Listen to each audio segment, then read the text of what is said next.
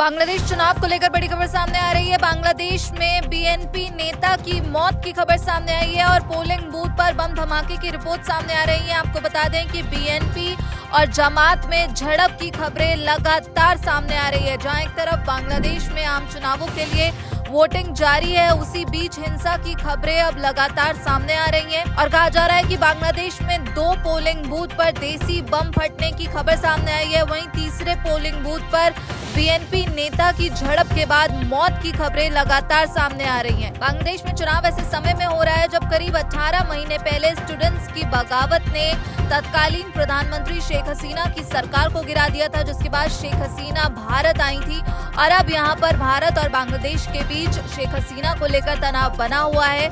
इसी दौर में बांग्लादेश में वोटिंग हो रही है और यहाँ पर जो हिंसा की खबरें सामने आई हैं, डेली स्टार की रिपोर्ट के मुताबिक बांग्लादेश के गोपालगंज में एक मतदान केंद्र पर देसी बम विस्फोट हुआ है। वहीं ढाका ट्रिब्यून की रिपोर्ट की बात करें तो मुंशीगंज में एक देसी बम फटने की खबर सामने आई है। आपको बता दें कि खुलना में एक वोटिंग सेंटर के बाहर जमाते इस्लामी कार्यकर्ताओं के साथ झड़प में एक बीएनपी नेता मोहिबुज्जमान कोची की मौत की खबर सामने आई है, जिस पर बीएनपी का कहना है कि उनकी मौत जब हुई जब जमात के एक नेता ने उन्हें धक्का दिया जिससे वो पेड़ से टकरा गए। वहीं जमात नेता का यह दावा है कि मोहिबुज्जमान हंगामे के दौरान बीमार पड़ गए थे और उन्हें हार्ट अटैक आया जिससे उनकी मौत हो गई।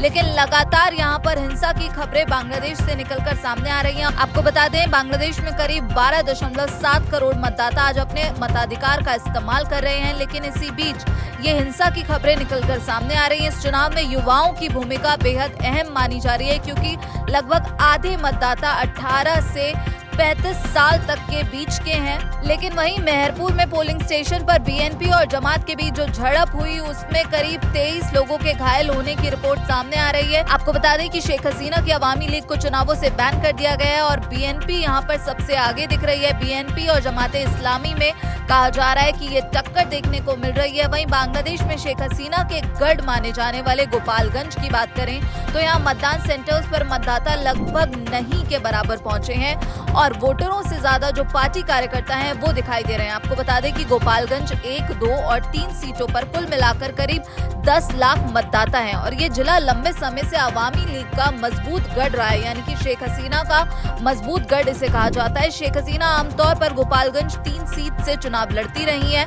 और यहाँ उनकी पार्टी को भारी जीत भी मिलती रही है, लेकिन अब यहाँ पर उत्साह देखने को नहीं मिल रहा। इस बार अवामी लीग पर प्रतिबंध होने के कारण वो चुनाव में हिस्सा नहीं ले सकी, जिस वजह से यहाँ के मतदाताओं में चुनाव को लेकर जो खास उत्साह है वो देखने को नहीं मिल रहा। वहीं एनसीपी नेता तारिक रहमान की तरफ से एक बड़ी चेतावनी सामने आई है। उन्होंने सीधे तौर पर यह कहा है कि अगर वोट को लेकर कोई भी गड़बड़ी होती है तो चुनाव नतीजे स्वीकार नहीं किए जाएंगे।